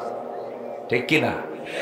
যারা আল্লাহর নৈকট্য হাসিল করেছেন তাদের জীবনে তাহাজ্জুদ কাজা হয় নাই, তাহাজ্জুদ বাদ পড়ে নাই। কারণ তাহাজ্জুদের সময়টা আল্লাহ রাব্বুল আলামিন ফিস সামাঈদ দুনিয়া, দুনিয়ার আকাশে চলে আসেন। জোরে বলি সুবহানাল্লাহ। দুনিয়ার আকাশে এসে বলেন, আলা মিন মুস্তাগফিরিন ফাগফির লাহ। কোন ক্ষমা প্রার্থী আছে আমার কাছে ক্ষমা চাবে, আমি তাকে ক্ষমা করে দেব। জোরে বলি সুবহানাল্লাহ। আমার বন্ধুগণ, সাইয়েদনা আলী ওযু বানালেন, তাহাজ্জুদ পড়লেন, চোখের পানি ফেলে ফেলে কেঁদে শুকরিয়া আদায় করে বলছেন, আল্লাহ, বহুদিন যাবত নবীর সঙ্গে দেখা হয় না, আজকে দেখা হয়ে গেল, জীবনটা ধন্য হলো। ফজরের আযান হয়ে গেল। মসজিদের দিকে রওনা করলেন। মসজিদের নামাজে তিনি হাজির হয়ে গেলেন। প্রথম কাতারে জায়গা পেলেন না, দ্বিতীয় কাতারে জায়গা পেলেন না, তৃতীয় কাতারে ঠিক মাঝখান বরাবর তিনি দাঁড়িয়ে গেছেন। অথচ তিনি সাইয়েদনা আলী ছিলেন খলিফার পরামর্শ সভার একজন অন্যতম সদস্য। প্রথম কাতারে জায়গা নাই, মানে সেই সময়ের মসজিদগুলো বরাদ্দ ছিল এমন ভাবে যে সবার আগে ঢুকবে সে প্রথম কাতারে নামাজ পড়বে। এখানে কোনো ব্যক্তি দেখা বিষয় নয়। রাসূল নিজে বলেছেন, যদি কোনো বান্দা জুমার দিন সবার আগে জুমার নামাজের জন্য মসজিদে ঢুকে, আল্লাহ রাব্বুল আলামিন তাকে একটা উট কোরবানির সওয়াব তার আমলনামায় দিয়ে দেন। তাহলে যে 1 নাম্বার ঢুকলো সে যদি একজন প্রজাও হয় তার দাম আল্লাহর কাছে কম না বেশি? সে প্রথম কাতার না দ্বিতীয় কাতার? প্রথম কাতারে, যে প্রথমে আসবে সে প্রথম কাতারে দাঁড়াবে। তাকওয়ার ভিত্তিতে মূল্যায়ন। সাইয়েদনা আলী 3 নম্বর কাতারে দাঁড়ালেন। ওমরে ফারুক নামাজ পড়াচ্ছেন, তিনি নামাজ পড়াচ্ছেন যিনি শাসক। আমার দেশে আমরা সেই দিন একটা সুন্দর চিত্র দেখতে পাবো। আমার বিশ্বাস সেই দিনটাও আসবে আমার বাংলাদেশে, জোরে বলি ইনশাআল্লাহ। আমরা সেই দিন পারবো, দেশ শান্তি মতো চলতে পারে, সকল অশান্তি দূর হতে পারে সেই দিনই, যেদিন দেখতে পাবো বঙ্গভবনের বাসিন্দা গিয়ে বাইতুল মোকাররমের খুতবা দেবে। ঠিক কিনা? আমার কথায় কি একমত? সাইয়েদনা ওমর ফারুক ছিলেন রাষ্ট্রপ্রধান, তিনি নামাজ পড়াইছেন না পড়েছেন? রাষ্ট্রপ্রধান নামাজ পড়াবেন না পড়বেন? বলেন, পড়বেন না পড়াবেন? আমার দেশে আজ পর্যন্ত যত রাষ্ট্রপ্রধান এসেছেন তারা পড়ে না পড়ায়? পড়ে কিনা তাও তো সন্দেহ। কি আস্তে কয়, হুক্কা টানা দেখছেন, বিড়ির টান মারা দেখছেন? ওরে বাপরে বাপ। আমার বন্ধুগণ, সাইয়েদনা ওমর ফারুক রাদিয়াল্লাহু তাআলা আনহু অর্ধ দুনিয়ার শাসনকর্তা, নামাজ পড়ালেন, নামাজটা শেষ হয়ে গেল, দেরি করলেন না, উঠলেন, দেখতে পেলেন এক টোপলা খেজুর যেন কে হাদিয়া দিয়ে গেছে। সেই খেজুরগুলো নিয়ে কাউকে দায়িত্ব না দিয়ে সাইয়েদনা ওমর নিজেই তিনি বন্টন করতে শুরু করলেন। প্রথম কাতারে সবার হাতে 2-3টা করে খেজুর দিয়ে যান, দ্বিতীয় কাতারে তাই করলেন, তৃতীয় কাতারে গিয়ে আলীর আগের জনকেও তিনি 2-3টা খেজুর হাতের মধ্যে দিলেন। কিন্তু আলীকে সামনে পেয়ে এবার ওমর ফারুক বলছেন, আলী মুখটা ফাঁকা করো। মুখটা ফাঁকা করলেন, অনেকগুলো খেজুর থেকে একটা খেজুর 3 আঙ্গুলে নিয়ে মুখে ঢুকায় দিয়ে বলছেন খাও। সাইয়েদনা আলী খেলেন, খাওয়ার সঙ্গে সঙ্গে বলছেন আমিরুল মুমিনিন, আমার আগের জনকে 2-3টা করে খেজুর দিলেন হাতে হাতে, কিন্তু আমার কাছে এসে আরো খেজুর থাকার পর একটা খেজুর হাতে না দিয়ে আমার মুখে তুলে দিলেন, কারণটা কি? ওমর ফারুক হাওমাও করে কেঁদে কেঁদে বলছে, আলী গত রাত্রে যদি আমার রাসূল একটার বেশি 2টা খেজুর খাওয়ায়া দিতেন আমি তোমাকে তাই খাওয়ায়া দিতাম। জোরে বলি সুবহানাল্লাহ। কি ভ্রাতৃত্ব ছিল তাদের মাঝে, কি ভ্রাতৃত্ব রেখে দিয়েছিলেন সাহাবা কেরাম। তাদের হৃদয়ের মাঝে স্বপ্ন পর্যন্ত এক হয়ে যেত। আমার বন্ধুগণ, আল্লাহ রাব্বুল আলামিন সেটাই তো দেখতে চান। বান্দা তোমরা পরস্পর পরস্পরের বন্ধু হয়ে যাও। ওয়াল মুমিনুনা ওয়াল মুমিনাতু বা'দুহুম আউলিয়াউ বা'দ ইয়া'মুরুনা বিল মা'রুফি ওয়া ইয়ানহাউনা আনিল মুনকার ওয়া আকামুস সালাতা ওয়া আতুস যাকাহ ওয়া ইউতিউনা আল্লাহা ওয়া রাসূলাহু উলাইকা সায়ারহামুহুমুল্লাহ। জোরে বলুন আল্লাহু আকবার। মুমিন পুরুষ এবং মুমিনা নারী তারা পরস্পর পরস্পরের বন্ধু হবে। 4টা কাজ করবে তারা। কি করবে? সৎ কাজের আদেশ দেবে, অসৎ কাজের বাধা দেবে, নামাজ কায়েমের সংগ্রাম করবে, যাকাত আদায় করবে, আর জীবনের সকল জায়গা আনুগত্য করবে। 2 জনের 1 নাম্বার হচ্ছেন কে? নাম্বার 2 হচ্ছে মুহাম্মদ সাল্লাল্লাহু আলাইহি ওয়াসাল্লাম।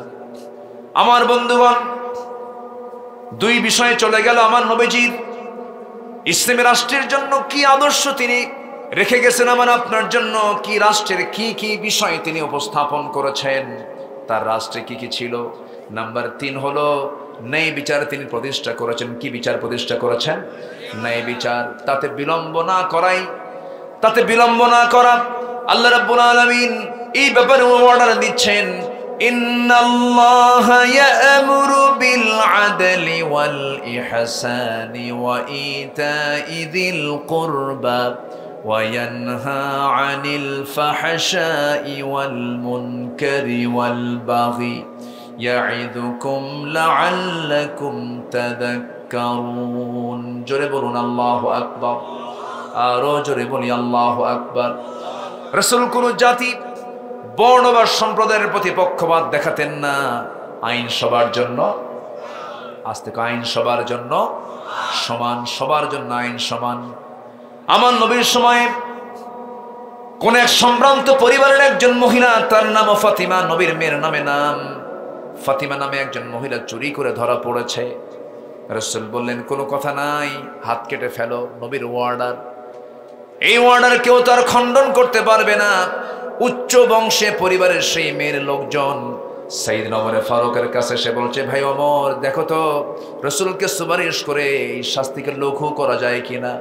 ওমর ফারুক এসে রাসূলকে বলছেন, ইয়া রাসূলুল্লাহ, দেখুন তো কি করা যায়। আমার নবীজি এই কথা শুনে বলছেন, ওমর, তোমার দ্বারা সেই কণ্ঠ কোথায় চলে গেল?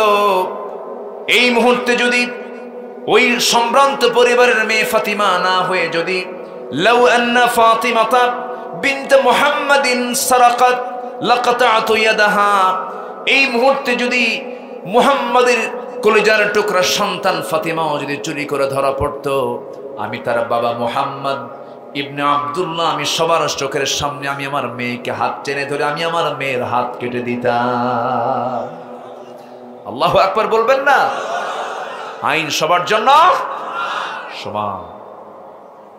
ওমর ফারুক রাদিয়াল্লাহু তাআলা আনহু ঘোড়া কিনতে গেছেন। কি কিনতে গেছেন? এখন মানুষ কি কিনতে যায়? এখন ঘোড়া কিনতে যায়। এখন কি কিনতে যায়? হোন্ডা গাড়ি। তখন কি কিনতে যেত? ঘোড়া ছিল মানুষের বাহন। ঘোড়া কিনতে গেছেন, ঘোড়াওয়ালার সাথে দাম দর ঠিক হয়ে গেছে। সুস্থ ঘোড়া তিনি নিয়েছেন, দামও দিয়ে দিয়েছেন। ঘোড়ার পিঠে চড়ে কয়েক মাইল তিনি দৌড়াইছেন। ঘোড়ার পিঠে চড়ে কয়েক মাইল যাওয়ার পর 4টা পাই ঘোড়ার বসে গেছে, ঘোড়ার ওঠে না। বলেন তো ওমর ফারুকের রাগ কি কমার কথা না বাড়ার কথা? লোকটার নাম শুনে কি মনে হয়? কি নরম মানুষ?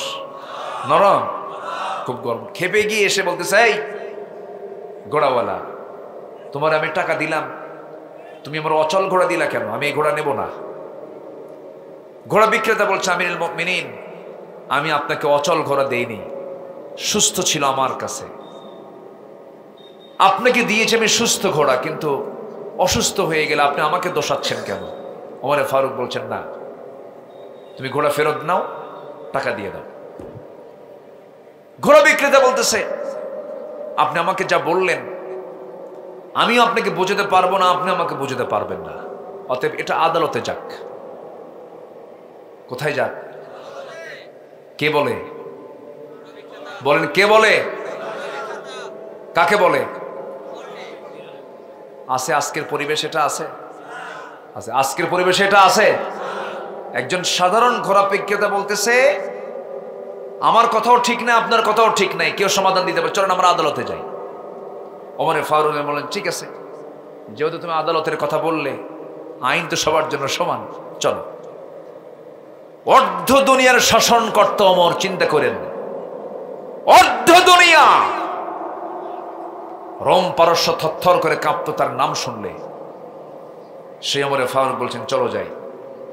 চলে গেলেন। আদালত চত্বরে ঢুকে বিচারপতির সামনে গিয়ে যখন দাঁড়াইছেন ওমর ফারুক, বিচারপতি দাঁড়ায় গেছে। আল্লাহু আকবার বলবেন না? বিচারপতি দাঁড়ায় গেছে। সাইয়েদনা ওমর, আপনি আদালতে কেন? কি হয়েছে আপনার? কি হয়েছে বলুন। ওমর ফারুক বলছেন, ও বিচারপতি, আমি ওমর, আমাকে দেখে বিচার করা যাবে না। ওই যে মামলার বাদী, শোনো, ঠিক আছে না? মামলার বাদী কি বলবে শোনো। শুনলেন তার কথা। ওমর ফারুক তার নিজের কথাও বললেন, দুজনের বক্তব্য শুনলেন। সেই বিচারপতি কাজী শুরাইহ ইবনুল হারিস আল কিন্দি রাহমাতুল্লাহ আলাইহি, তিনি একজন শুধু শাসক নন, দুজন খলিফার বিরুদ্ধে তিনি রায় দেওয়ার সাহস পেয়েছিলেন, সঠিক রায় দিয়েছিলেন। একজন হচ্ছেন ওমর।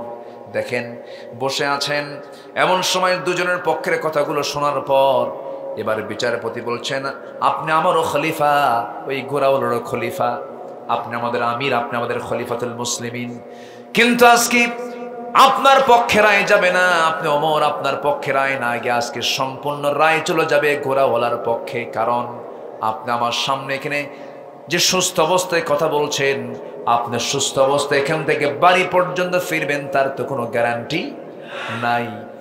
ঘোড়া তো একটা জীবন্ত প্রাণী, ওর তো জীবন স্বাস্থ্য আছে, সে অসুস্থ হয়ে যেতে পারে যখন তখন। আমার আপনার মতো ঘোড়া আপনাকে সুস্থ দিয়েছে, আপনার দায়িত্বে যাওয়ার পর, মালিকানায় যাওয়ার পর অসুস্থ হয়েছে, এটার দায় আপনি ঘোড়াওয়ালার পিঠে দিতে পারবেন না, এটার দায় আপনাকে নিতে হবে। ওমরে ফারুক মুস্কি হাসি মেরে আস্তে করে সেই দরবার ছেড়ে আদালত চত্বরে ছেড়ে আস্তে আস্তে করে মুস্কি হাসি মেরে মেরে চলে গেলেন বাড়ির দিকে। পরের দিন মজলিসে শুরার বৈঠকে বসে গেলেন, সবাইকে নিয়ে বসে বলছেন, ও আমার ভাইয়েরা, গতকালকে একজন বিচারপতি পেয়েছিলাম, খুব শক্তিশালী বিচারপতি, কেন আমার বিরুদ্ধে রায় দেয়? কার বিরুদ্ধে রায় দেয়? আমার বিরুদ্ধে রায় দিয়েছে। কত সাহস তার! এত বড় সাহসী লোকই তো আমার দরকার। অতএব সেই কাজী শুরাইকে ওই আদালত থেকে ট্রান্সফার করে জাতীয় বিচারপতি বানানো হোক। আল্লাহু আকবার বলেন। তাহলে খলিফার বিরুদ্ধে রায় গেলে তার পদোন্নতি হয়, মানে তার কি ডিমোশন হয় না পদোন্নতি হয়? পদোন্নতি দিয়েছেন ওমরে ফারুক, যে আমার বিরুদ্ধে রায় দেওয়ার সাহস যার আছে সে কোনোদিনও বিচার করতে পারে না, তাকে প্রধান বিচারপতি বানায় দাও। আর আমার দেশের বিচারপতি কি মনে আছে? মনে আছে? সুরেন্দ্র কুমার সিনহা, এস.কে. সিনহা, কি সিলেটের মানুষ, সিলেট। আগামীকালকে আমার মাহফিল সিলেট আছে, বেশি দূরে না, মাত্র সিলেট। সিলেটে মাহফিল আগামীকাল। যে মাহফিল বন্ধ ছিল 18 বছর, সে মাহফিল আগামীকালকে ওপেন হচ্ছে। জোরে বলি ইনশাআল্লাহ। আল্লামা সাইদি যে মাহফিল করেছেন 18 বছর আগে, সেই মাহফিল আগামীকাল শুরু হচ্ছে। জোরে বলি ইনশাআল্লাহ। 27শে জানুয়ারি শুরু হবে প্যারেড ময়দান চট্টগ্রামের, এটাও শুরু হবে। জোরে বলি ইনশাআল্লাহ। বন্ধ ছিল পাবনার দারুল আমান ট্রাস্টের মাহফিল বিগত 12 বছর, এটাও শুরু হচ্ছে এবছর ইনশাআল্লাহ। ওরা বন্ধ করেছিল, ভেবেছিল আর চালু হবে না, ওরা বন্ধ হয়ে গেছে, মাহফিল চালু হয়ে গেছে।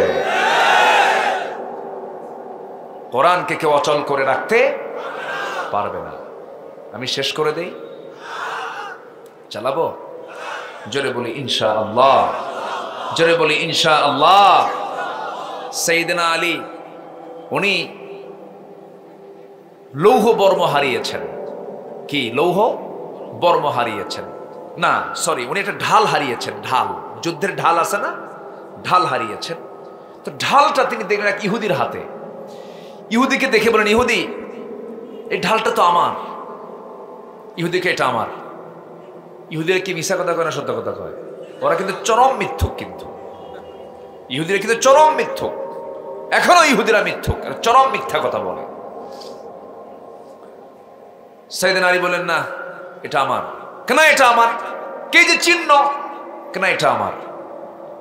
এখন ইহুদি কয়, ঠিক আছে, তাহলে আমরা আদালতে যাই, চলো আদালতেই যাই। কাজী শুরাই ইবনুল হারিস আল কিন্দি ওই আদালতের বিচারপতি চলে গেছেন।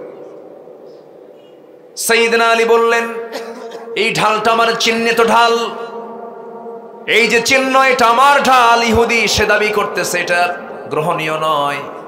এবার কাজী শুরাই বলছেন, আমিরুল মুমিনিন, আদালতে সাক্ষী ছাড়া কোনো রায় চলবে না, আপনার সাক্ষী আপনি হাজির করুন।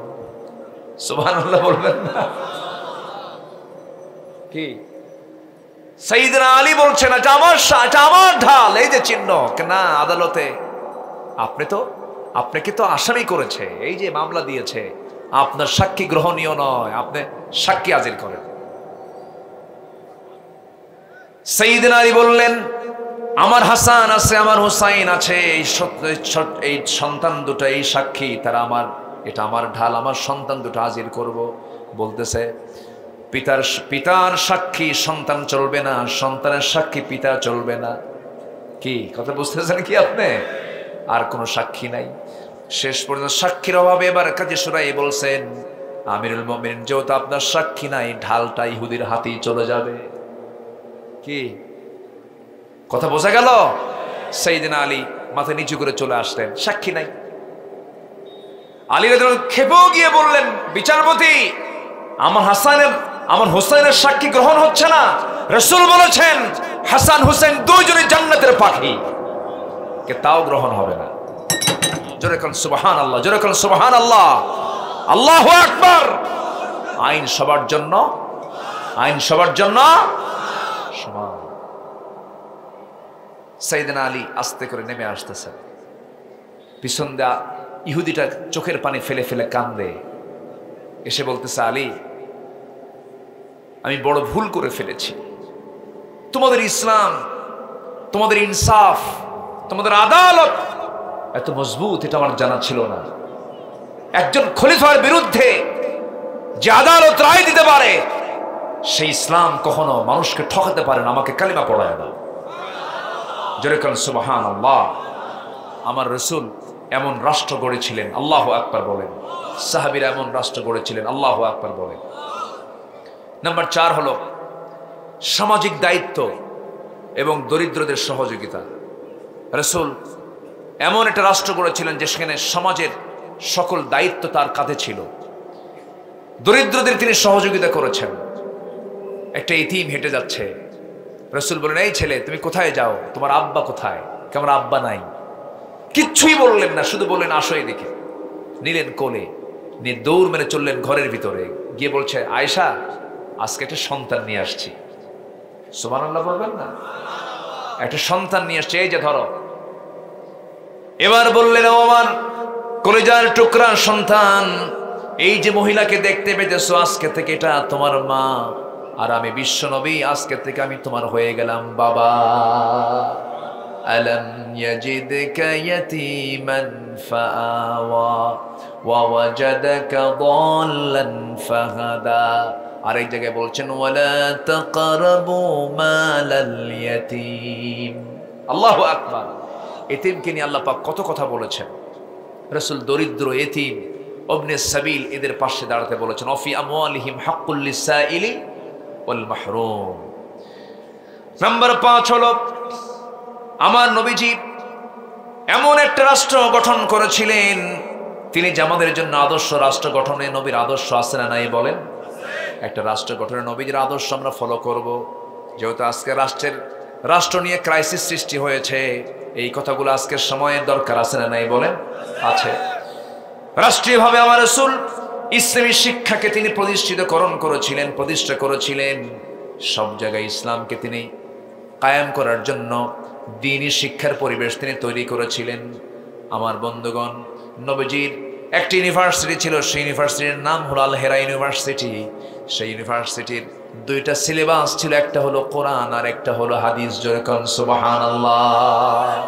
আমার দেশে যত শিক্ষা প্রতিষ্ঠান আছে কোনো সমস্যা নাই, মেডিকেল চলবে, ইঞ্জিনিয়ারিং চলবে, এরপরে সায়েন্স চলবে, আর্টস চলবে, টেকনোলজি চলবে, প্রযুক্তি চলবে, সব চলবে, কোনো সমস্যা। ইসলাম কোথাও বাধা দেয়নি, সব শিক্ষাই গ্রহণ করো, কিন্তু সব শেখার সাথে কোরআনকে বাধ্যতামূলক করে দাও। কোরআন যদি বাধ্যতামূলক হয়ে যায়, জাতি হবে আদর্শ। জাতি হবে কি? আদর্শ। একটা আদর্শ জাতি গঠন করার জন্য ইসলামী শিক্ষার প্রয়োজন আছে না নাই? আসতে বলবেন না, আছে না নাই? আছে। নাম্বার 6, আন্তর্জাতিক সম্পর্ক স্থাপন করেছেন আমার নবীজি। কেমন করে দেখেন, এটাও আল্লাহ পাক শিখিয়ে দিয়েছেন। সম্পর্ক তৈরি করতে হবে, সুসম্পর্ক তৈরি করতে হবে, কিন্তু নিজের অস্তিত্ব বিলীন করে তা কারোর সঙ্গে সম্পর্ক স্থাপন করা যাবে না। আজকে 54 বছরের স্বাধীনতার আমরা এমন প্রতিবেশী পেয়েছি, আমরা শান্তিতে নাই। শান্তিতে আছি বলেন তো? আজকে শান্তিতে আছি আমরা? শান্তিতে নাই। আমি তো মনে করি ফিলিস্তিন ভৌগোলিকভাবে যতটুকু না ঝুঁকিপূর্ণ, তার চাইতে বেশি ঝুঁকিপূর্ণ হলো আমার বাংলার জমিন। এই জন্য আমাদের সম্পর্ক স্থাপনেও আমাদের সতর্ক থাকার দরকার আছে না নাই? আচ্ছা, আমার নবীজি মদিনার মসজিদ থেকে একটা চিঠি লিখলেন হেরাক্লিয়াসকে। কাকে? হেরাক্লিয়াস, রোম সম্রাট। তখন তৎকালীন দুনিয়ার পরাশক্তি রোম এবং পারসিক এবং রোমক, গুলিবাতির রোম আছে না? জি। তো রোমান সম্রাট হেরাক্লিয়াসকে একটা চিঠি লিখলেন। সেই চিঠির ভাষা হলো মিম মুহাম্মদ সাল্লাল্লাহু আলাইহি ওয়াসাল্লাম ইলা হিরাকাল। ইলা হিরাকাল। হেরাক্লিয়াসকে আরবিতে হিরাকাল বলে। হিরাকাল আসলিম। হেরাক্লিয়াসকে বলে আসলিম তাসলাম, আত্মসমর্পণ করো, নিরাপত্তা পাবে। বাস, বেশি কিছু লিখলেন না, পাঠায় দিলেন। হেরাক্লিয়াসের কাছে এই চিঠিটা আসলো। চিঠি দেখেই সভাসদ বিন্দুকে ডাক দিয়ে বলছে, তোমরা কি জানো এই চিঠিটা কত ওয়েটফুল? এই চিঠির ভাষা বলে দিচ্ছে হেরাক্লিয়াসের পায়ের নিচের যে মাটি, এই মাটিও একদিন মুহাম্মদ দখল করে ছাড়বে। জোরে বলি সুবহানাল্লাহ, আরো জোরে সুবহানাল্লাহ। আমার নবীর আন্তর্জাতিক কূটনীতি, আন্তর্জাতিক সম্পর্ক তিনি কেমন করে এগিয়ে নিয়েছেন, এটাও আমাদের এখান থেকে শিক্ষা নেওয়ার দরকার আছে না নাই? আছে। নাম্বার 7, এই কথাগুলো মিডিয়াতে যাবে ভাই, এই কথাগুলো জায়গা মতো যেন চলে যায়। আল্লাহ কবুল করুন, জোরে বলে আমিন। আচ্ছা, নাম্বার 7, বিপদে আপদে সংগ্রামের সমস্ত পরিস্থিতিতে আমরা ভরসা করব কার উপরে? আসতে বলবেন না, কার উপরে?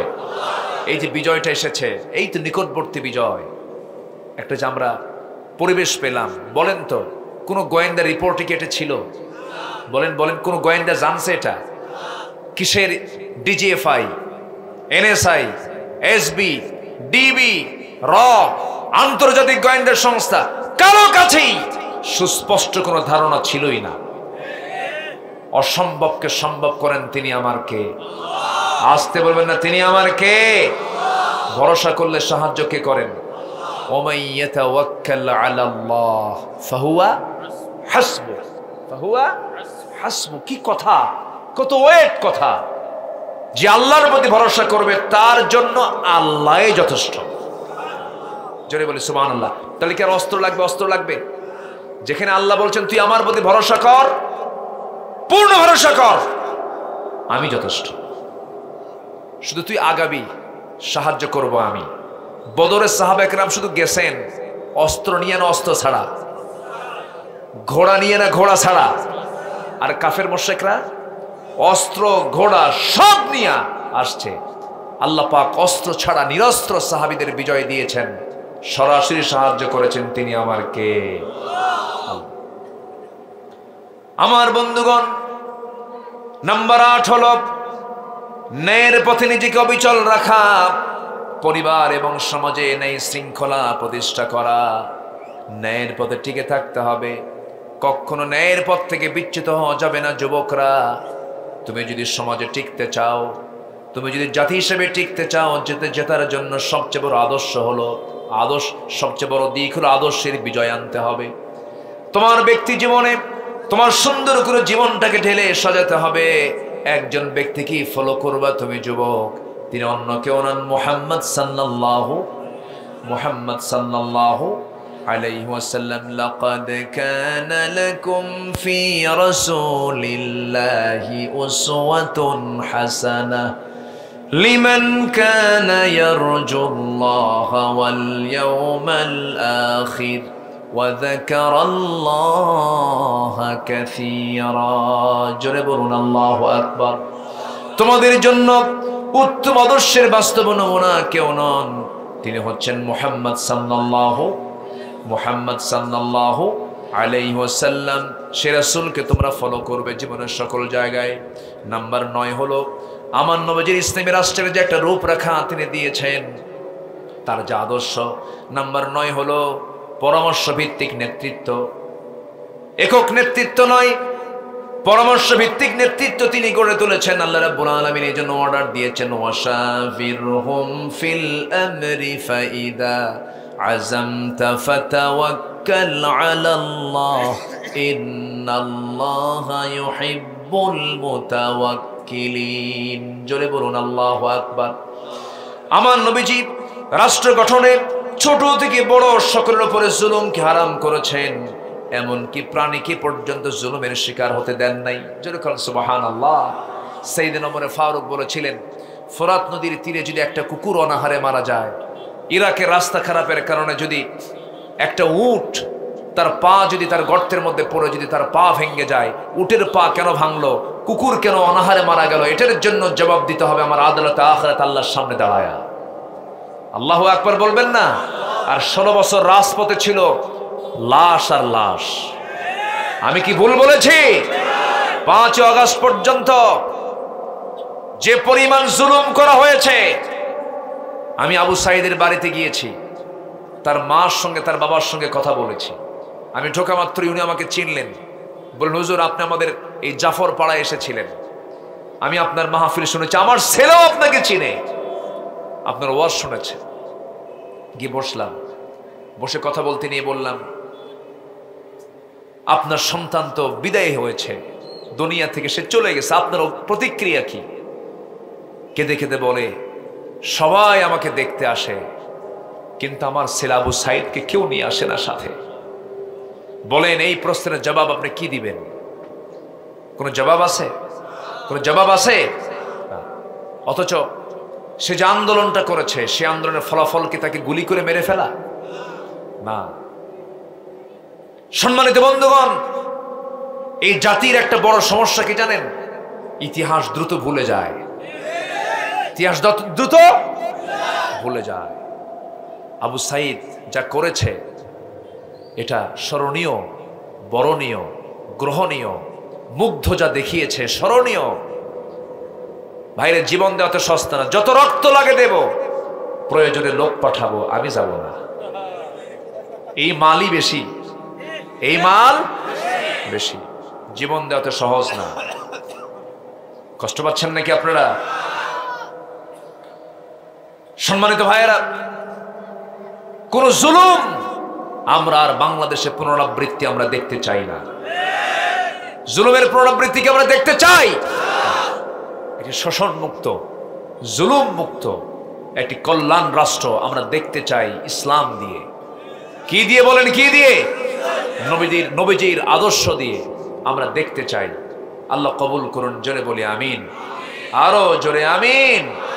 নাম্বার 11 হলো জাতীয় আন্তর্জাতিক পর্যায় থেকে আসা সকল হুমকি ভয়ভীতিকে তোয়াক্কা না করে দিন প্রতিষ্ঠার সংগ্রামে আল্লাহর উপরে পূর্ণ আস্থা এবং দৃঢ়তা নিয়ে চলা।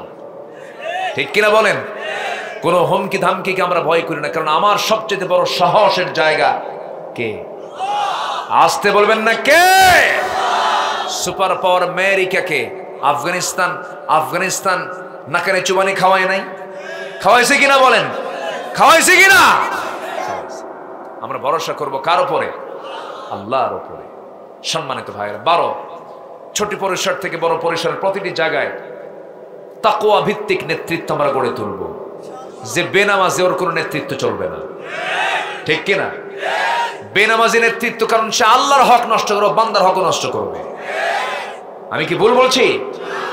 যে নেতা নামাজ না পড়বে, যে নেতা তোমার হাতে মদের বোতল তুলে দেবে, জেনার জন্য নারী তুলে দেবে, চাঁদাবাজি শিখায় দেবে, তোমাকে ইয়াবা হাতে তুলে দেবে, মাদক তুলে দেবে, ওই সমস্ত নেতৃত্বের মুখে আমরা জুতা মারি, থুতু মারি। রাজি আছেন কারা কারা? হাত উঁচু করে দেখা।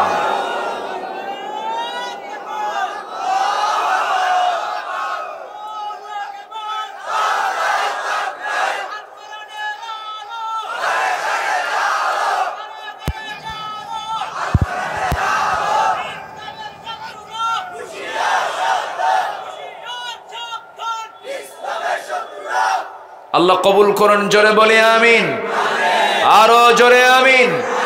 ফজর পড়বেন কারা কারা? হাত তোলেন। ইয়া আল্লাহ, আমাদেরকে ফজর, জোহর, আসর, মাগরিব, ইশা 5 ওয়াক্ত সালাত আদায় করার তৌফিক তুমি আল্লাহ দিয়া দাও। জোরে বলি আমিন, আরো জোরে আমিন। আল্লাহ কবুল করুন। অনেক কথা বলেছি। সম্মানিত ভাইয়েরা, আমরা এখন আমল করব, ঠিক আছে না? বাড়িতে মা বোন আছে না নাই? পর্দা করা কি? জোরে বলেন। আমেরিকা পর্দা রাখতে বলে না কাপড় খুলতে বলে? ওরা চাই উলঙ্গ হও, আর ইসলাম বলে কি? ঢেকে ঢেকে রাখো। আমরা ঢাকবো আমাদের সন্তানগুলোকে। জোরে বলি ইনশাআল্লাহ। আমরা কোনো শিরকের শিক্ষা সন্তানদের দেব না। বাড়িটাকে জান্নাতের পরিবেশ বানাবো। বাড়িটাকে নামাজ দিয়ে সাজাবো, কোরআন তেলাওয়াত দিয়ে সাজাবো। বাড়িতে শুধু চলবে কোরআন তেলাওয়াত। কোরআন তেলাওয়াত দিয়ে বাড়ির কার্যক্রম শুরু হবে, দেখবেন ঘরটা জান্নাতের টুকরা হয়ে গেছে।